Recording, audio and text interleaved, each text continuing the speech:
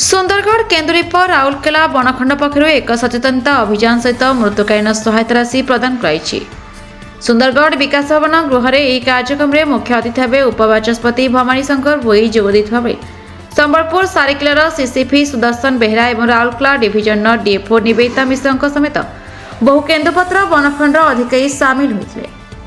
ओडिशा केन्दुपत्र तोलाली एवं बंदेई श्रमिक और सामयिक कर्मचारी कल्याण ट्रस्ट सभ्य और सभ्यक मृत्युकालीन सहायता राशि प्रदान कर प्रथम पर्यायर 119 जन को यह सहायता राशि प्रदान कर द्वितीय पर्यायर 17 जन मृत्युवरण कर केन्दुपत्र तोलाली परिवार को 2 लाख टंका लेखाएं सहायता राशि प्रदान कर विभिन्न वर्गर लोक मानक किभली वर्ष सारा रोजगार जोगाई दिया से नहीं सचेतनता कर